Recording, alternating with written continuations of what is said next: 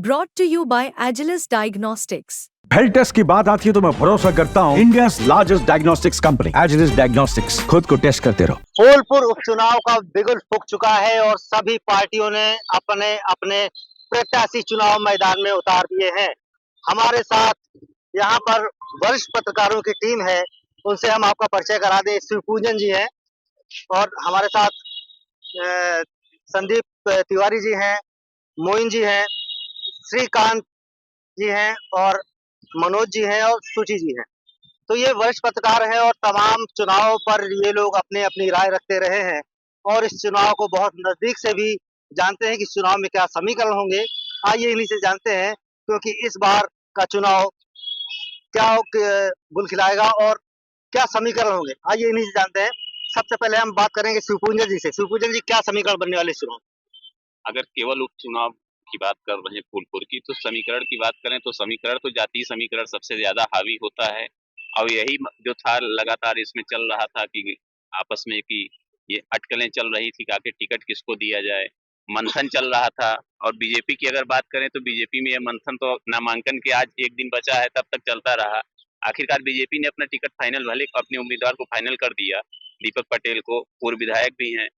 लेकिन अब बात अगर हम केवल जाति करें तो सबसे अहम मुद्दा जो होगा फूलपुर की इस उपचुनाव में वो जाति फैक्टर होगा। फिर अब लगभग 4 लाख के 7,000 आसपास वोटर भी हैं, तो ये वोटर भी पुरुष महिला को जोड़ के, कुछ थर्ड जेंडर को जोड़ के, ये वोटर भी अहम भूमिका निभाएंगे। और सबसे बड़ी बात जो रही, अगर मुद्दे की अगर हम बात करते हैं तो फूलपुर जो विधानसभा क्षेत्र है, अगर विकास की बात करें तो काफी पिछड़ा हुआ क्षेत्र, और स्थिति ये है कि वहाँ पुल भी एक बना था, वो भी बाद में उसको कनेक्टिंग को लेके प्रॉब्लम आई। और वहाँ पर शिक्षा केंद्र देखा जाए तो सरकारी तौर पर कोई बड़ा शिक्षा का केंद्र नहीं है। और देखा जाए उसकी ऐतिहासिकता की अगर बात करी जाए तो फूलपुर के सबसे ऐतिहासिक जगहों में से विधानसभा क्षेत्र के साथ साथ उसका नाम जो जुड़ा हुआ है वो सांसदीय क्षेत्र से भी जुड़ा हुआ है। लेकिन उपेक्षा का कारण रहा वो किसी भी पार्टी का रहा हो, तो लेकिन बीजेपी से लोगों को ये उम्मीद थी कि बीजेपी आएगी तो वहाँ विकास करेगी। लेकिन फिलहाल उस क्षेत्र में जैसे मैं देख रहा हूँ वहाँ ये सब चीजें देखने को नहीं मिल रही है। इसका अभी तक तमाम चुनाव हुए और ये क्षेत्र अभी विकास की राह देख रहा है।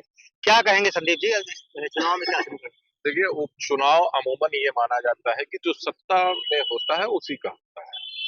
तो लेकिन इस बार समाजवादी पार्टी ने भी दमदारी के साथ अपना प्रत्याशी उतारा है और पहली बार उपचुनाव में मायावती ने अपने प्रत्याशी को मैदान में उतार दिया है। तो अगर जैसे जनता निर्णय करेगी तब तो फिर मजेदार चुनाव होगा, त्रिकोणीय चुनाव होगा। लेकिन जैसा कि मैंने बताया कि अमूमन ये माना जाता है कि सत्ता का उपचुनाव होता है, तो अगर वो होगा तो फिर उसके बारे में बताना। देखिए, जो भारतीय जनता पार्टी के प्रत्याशी हैं दीपक पटेल, उनकी माता जी वहां सांसद रह चुकी है और वो पटेल बाहुल्य इलाका है। तो इससे ये उम्मीद जताई जा सकती है कि अगर उनके कार्य को देखते हुए उनके कार्य बढ़िया रहे उसका तो कहीं ना कहीं दीपक पटेल को उसका लाभ मिल सकता है। लेकिन अगर हम पिछली बार की बात करें लोकसभा चुनाव की, तो दीपक माफ करिएगा प्रवीण पटेल जो कि वहां से सांसद चुने गए वही विधायक थे, लेकिन उस क्षेत्र से वो बहुत कम चुनाव वोट पाए थे, लगभग हार ही गए थे। तो उस फैक्टर को भी देखिए, अगर जनता सही से मतदान करेगी तो निर्णय कुछ भी हो सकता है। जैसा कि शिवपूजन जी ने बताया कि ऐतिहासिक सीट है, लोकसभा की ऐतिहासिक सीट है, पहले प्रधानमंत्री भी वहीं से थे, बड़े बड़े नेता वहां से चुनाव लड़े। लेकिन फूलपुर अभी भी कहीं ना कहीं बहुत पिछड़ा है। इंडस्ट्री के मामले में ले दे कि एक फैक्ट्री है इफको, वही न जाने कब से चलती चली आ रही है, बाकी ऐसा कुछ है नहीं। तो कहीं ना कहीं चुनाव मजेदार होने वाला है, बढ़िया होने वाला है। बिल्कुल, इस चुनाव रोमांचक होगा। मोहन जी से बात करेंगे तो ये बताइए कि ये जो सभी पार्टियों ने अपना प्रत्याशी इस चुनाव मैदान में उतार दिया है, तो इस चुनाव में क्या ध्रुवीकरण हो सकता है? निश्चित तौर पर ध्रुवीकरण कराने की कोशिश दोनों बड़ी पार्टियां करेंगी, चाहे वो समाजवादी पार्टी हो चाहे भारतीय जनता पार्टी हो। भारतीय जनता पार्टी जहां चाहेगी कि धार्मिक आधार पर ध्रुवीकरण हो, वही समाजवादी पार्टी चाहेगी कि जातीय आधार पर ध्रुवीकरण हो। पीडीए का फार्मूला इस चुनाव में भी लोकसभा चुनाव की तरह लागू हो, जो है वो वही कार्ड चलने की कोशिश करेगी। उसके प्रत्याशी बार बार वही कह रहे हैं कि अगर बीजेपी को ज्यादा सीटें मिली, ज्यादा ताकतवर हुई, तो इस बार तो नहीं बदल पा रही, लेकिन आने वाले दिनों में वो संविधान को बदल देगी, आरक्षण को खत्म कर देगी। तो निश्चित तौर पर कहा जा सकता है कि भारतीय जनता पार्टी ने आज जो प्रत्याशी उतारा है उससे कार्यकर्ताओं के अंदर जबरदस्त उत्साह है। बीजेपी ने लोकसभा चुनाव से सीख ली है और कार्यकर्ताओं की पसंद का उम्मीदवार उतारा है। एक ऐसे नेता दीपक पटेल जो कि बेहद सक्रिय रहते हैं, जमीनी नेता कहे जाते हैं और पारिवारिक तौर पर उनका पूरा परिवार पॉलिटिक्स में एक्टिव रहता है। तो कार्यकर्ता कम से कम एक्टिव हैं, कार्यकर्ता खुश हैं, कार्यकर्ता उत्साहित हैं और जिस तरीके से बीजेपी ने उम्मीदवार का सिलेक्शन किया है, उस आधार पे कहा जा सकता है कि समाजवादी पार्टी को बहुत तगड़ी चुनौती मिलने जा रही है। हालांकि इस बात से भी इनकार नहीं किया जा सकता कि जो जातीय समीकरण है, जो सामाजिक समीकरण है, वो समाजवादी पार्टी के पक्ष में कहीं ना कहीं है। समाजवादी पार्टी के पास पिछले कुछ चुनावों को हम देखें तो तकरीबन 1 लाख वोट है। अब भारतीय जनता पार्टी को जीत के लिए 1 लाख से ज्यादा वोट चाहिए। अभी हमारे साथी संदीप कह रहे थे कि उपचुनाव आमतौर पर सत्ता पक्ष का होता है, इस तरीके की धारणा रहती है, लेकिन अभी कुछ दिन पहले ही दारा सिंह चौहान जो है चुनाव लड़े और 50,000 से ज्यादा वोटों से हारे थे। तो इस गलतफहमी में भारतीय जनता पार्टी को कतई नहीं रहना होगा, क्योंकि मुश्तबा सिद्दीकी वहां के जमीनी नेता हैं, कई महीने से प्रचार कर रहे हैं। हमें लगता है कि हर गांव, हर गली में जाकर 3 बार सीधे संपर्क कर चुके होंगे। तो निश्चित तौर पर भारतीय जनता पार्टी के पास तमाम मुद्दे हैं। विकास का मुद्दा है, कानून व्यवस्था का मुद्दा है, प्रत्याशी अच्छा है, लोकप्रिय प्रत्याशी है, कार्यकर्ताओं की पसंद का प्रत्याशी है, लेकिन वोटरों को बाहर निकालना होगा और समाजवादी पार्टी से सीधे तौर पर लड़ना होगा अगर जीत हासिल करनी है तो। अच्छा, ये बीजेपी के लिए कठिन नहीं होगा क्योंकि ऐन वक्त पर उन्होंने अपना प्रत्याशी उतार दिया है? निश्चित तौर पर समाजवादी पार्टी ने जहां अपने कैंडिडेट को अगस्त महीने में ही इंडिकेट कर दिया था, प्रभारी बना दिए थे, सह प्रभारी बना दिए गए थे, पूरी एक टीम बना दी थी, कमेटी बना दी थी, उनके लोग, जैसा मैंने पहले कहा आपको कि हर गांव, हर गली में सीधे तौर पर वोटरों से 3-3 बार संपर्क कर चुके हैं। भारतीय जनता पार्टी के प्रत्याशी के नाम का ऐलान आज हुआ है, समय कम है, सिर्फ 15 दिन का समय है, लेकिन भारतीय जनता पार्टी का प्रत्याशी अकेले नहीं है, उसके साथ पूरी कार्यकर्ताओं की फौज है, एक विचारधारा है। 7 साल उत्तर प्रदेश में, 10 साल से ज्यादा समय केंद्र सरकार में जो काम किए गए हैं, 100 से ज्यादा योजनाएं हैं, उनके जो लाभार्थी है वो सारे लोग वोट करेंगे। अब अपना वोट कितना ज्यादा पोलराइज करा पाते हैं, कितने ज्यादा लोगों को बाहर निकाल के पोलिंग सेंटर तक पहुंचा पाते हैं, अपने पक्ष में कितना मतदान करा पाते हैं, ये उस पर निर्भर करेगा। बिल्कुल, ये बड़ी बात है। और शास्त्री जी, आप बताएं कि इस चुनाव में क्या देखने को मिलेगा? देखिए, इसके पहले हमारे शिवपूजन जी, तिवारी जी और मोहन जी ने बताया कि वो फूलपुर ऐतिहासिक स्थल ही रही है। जहाँ तक विकास की बात है, शिक्षा की बात है, तो इलाहाबाद जो ऑक्सफोर्ड यूनिवर्सिटी, मिनी ऑक्सफोर्ड कहा जाता था, तो उसमें 50% उसी क्षेत्र का योगदान रहा करता था। IAS, IPS, PCS, ये फूलपुर क्षेत्र का, जिसको हम लोग कछारी एरिया कहता हूँ। और ऐतिहासिक स्थली और विकास की दृष्टि से वहाँ 2 किलोमीटर के अंदर में आज के 50-60 वर्ष पहले इंटर कॉलेज, लड़कियों का राजकीय इंटर कॉलेज 50-60 साल पहले बहुत विकसित क्षेत्र रहा है।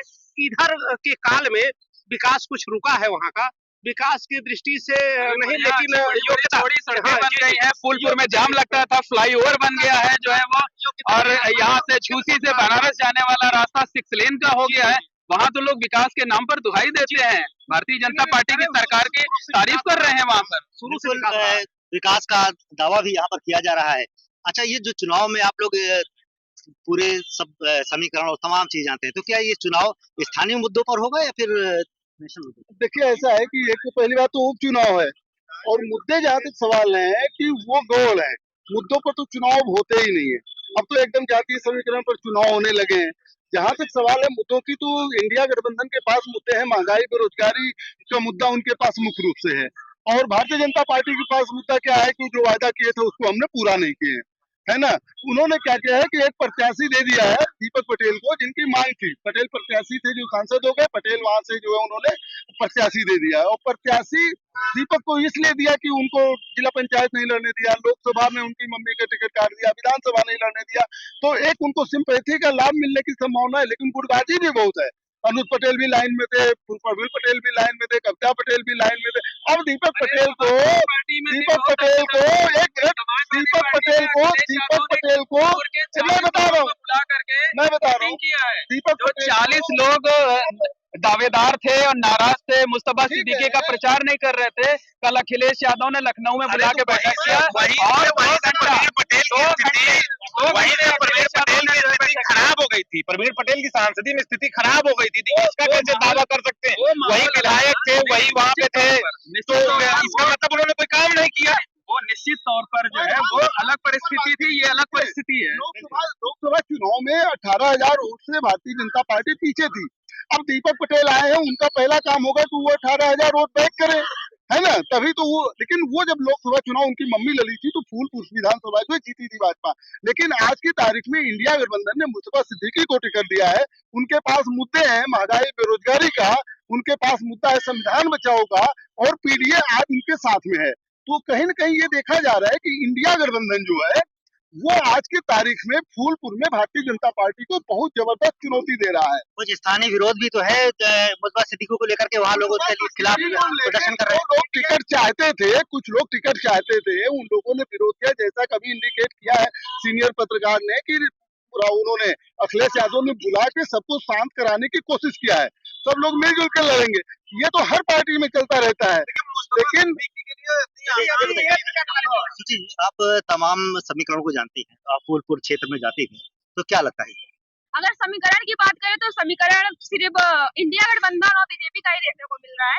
जिस तरह से सबने कहा है कि जो दीपक पटेल जी हैं वो काफी माने जाने नेता और लोग उनको, जनता उनको काफी पसंद कर रही है। और कहे अगर बीएसपी की बात कर ले तो जैसा कि मायावती ने टिकट काट के शिवरंजी का टिकट काट के जो जनरल सीट पे दे दिया जितेंद्र सिंह को, तो उससे कहीं ना कहीं जनता जो है बहुत नाराज है। तो हो सकता है जो पारसी समाज का वोट था, जो शेड्यूल कास्ट का वोट था, वो कहीं ना कहीं बीजेपी को जा सकता है और इससे बीजेपी को बड़ा फायदा भी हो सकता है। और अगर बात करें समीकरण की तो इंडिया गठबंधन और बीजेपी में ही समीकरण है।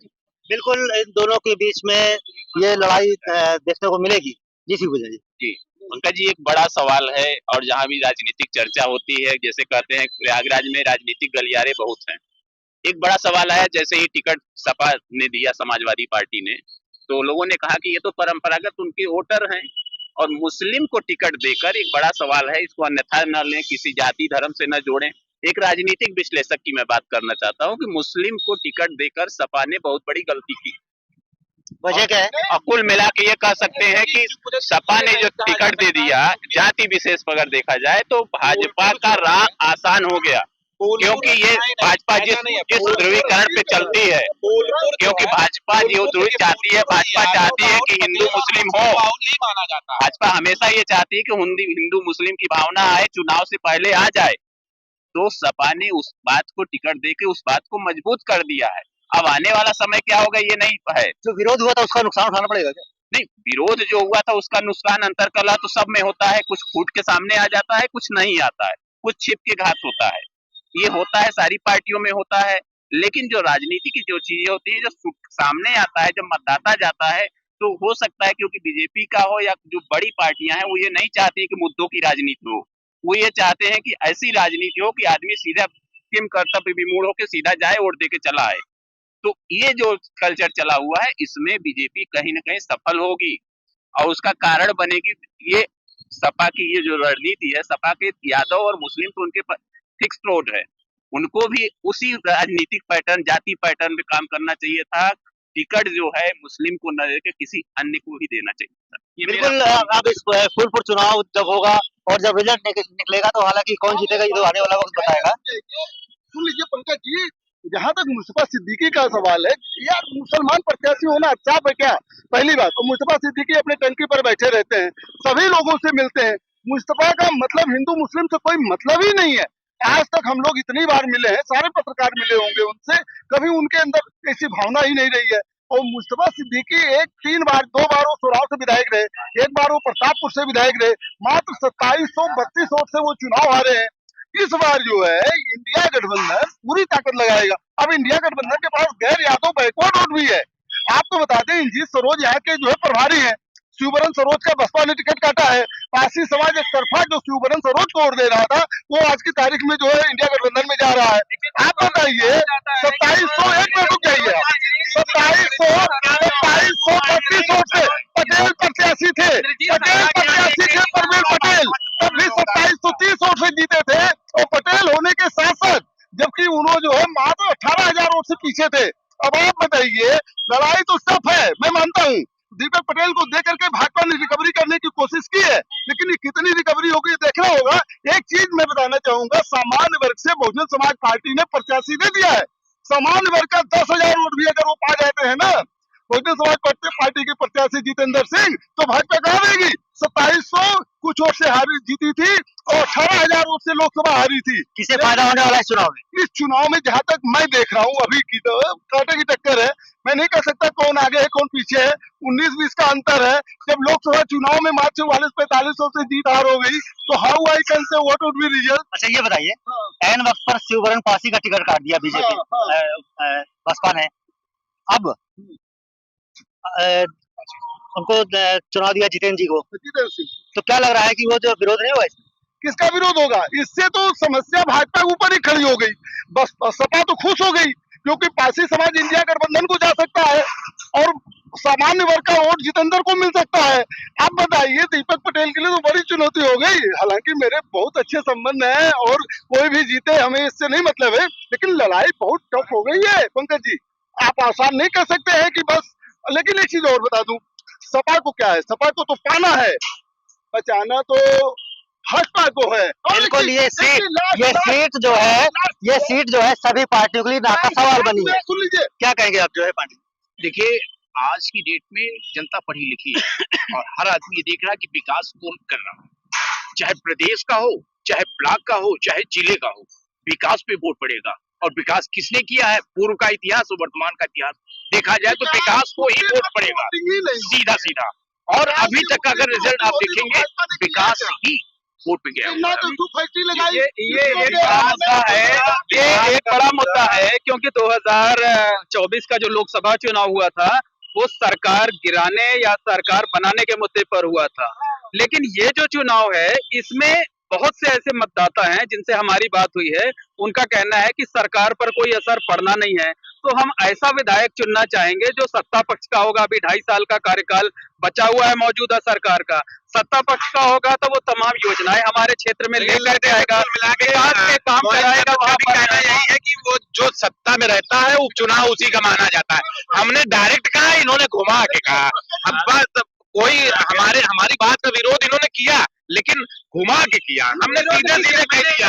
लेकिन एक चीज बताइए, इसमें दारा सिंह चौहान की सीट का जो है वो उदाहरण आपने सही दिया, वही मैंने डायरेक्ट कह दिया, आपने घुमा के कह दिया। दोनों ने एक ही कही है कि सत्ता पक्ष सपा से इंद्रजीत सरोज यहाँ के प्रभारी है और केशव मौर्य बीजेपी के, तो क्या लग रहा है कि इंद्रजीत सरोज और केशव के बीच का ये चुनाव माना जा सकता है? नहीं, देखिए ऐसा है कि समाजवादी पार्टी मजबूत स्थिति में है, इससे कोई इनकार नहीं किया जा सकता। लेकिन भारतीय जनता पार्टी को भी आप कमतर नहीं आंक सकते। भारतीय जनता पार्टी के पास पूरा तंत्र है, उसके पास कार्यकर्ताओं की बड़ी फौज है। 7 साल का जो है 7 साल का विकास का जो है, इसके साथ साथ 10 साल जो केंद्र सरकार की योजनाएं हैं, 100 से 104 योजनाएं, वो योजनाएं हैं।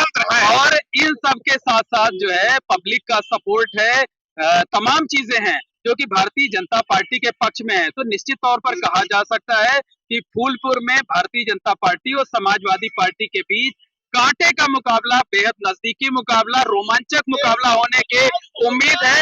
जीत किसको हासिल होगी इस बारे में दावे के साथ कुछ भी नहीं कहा जा सकता।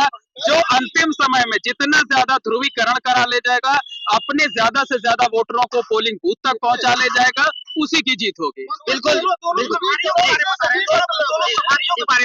दोनों प्रभारी मौर्य जी और इंद्रजीत जी समय समय पर दोनों लोग अपना सीट नहीं बचा पाए हैं, दूसरे बचवाने के क्या प्रयास करेंगे दोनों प्रभारियों के बारे में।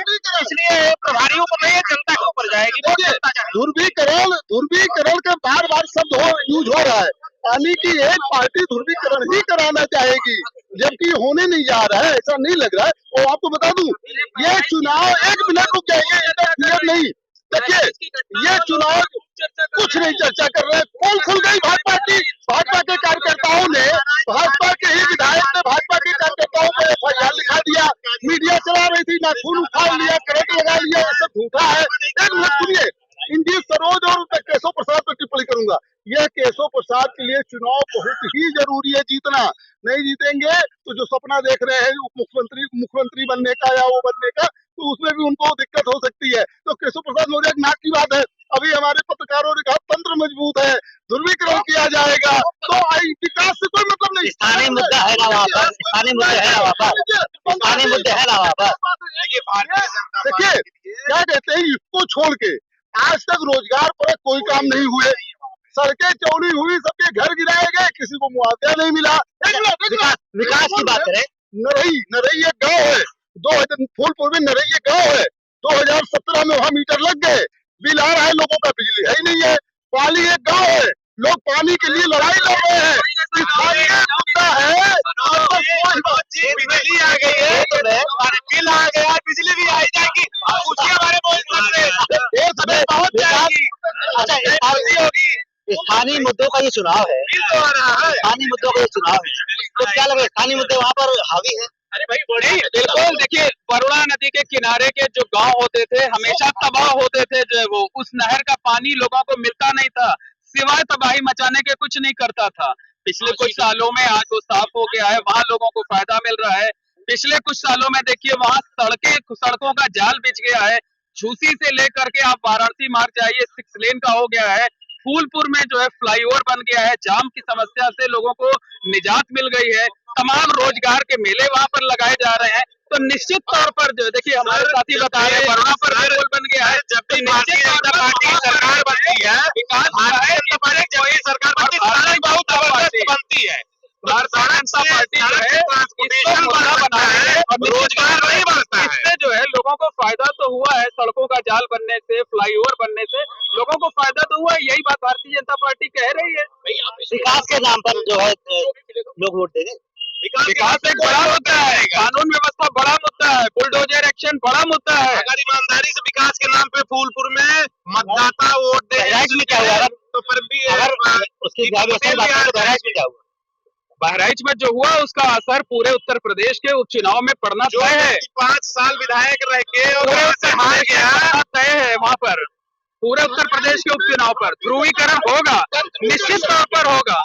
चलिए चर्चा को गर्मा गर्म चर्चा को खत्म करते ही हमारे पत्रकार से अपने इनकी अलग अलग राय देखने को मिली थी। और प्रयागराज की फूलपुर सीट से यहाँ पर समाजवादी पार्टी ने मुस्तफा सिद्दीकी को टिकट दिया है, बसपा ने जितेंद्र सिंह को टिकट दिया है और बीजेपी ने दीपक पटेल को अपना प्रत्याशी बना दिया है। अब फूलपुर सीट में क्या समीकरण होंगे और किस तरह का ये रोमांचक चुनाव देखने को मिलेगा, ये आने वाला वक्त बताएगा। पंकज यादव, प्रयागराज, यूपी तक।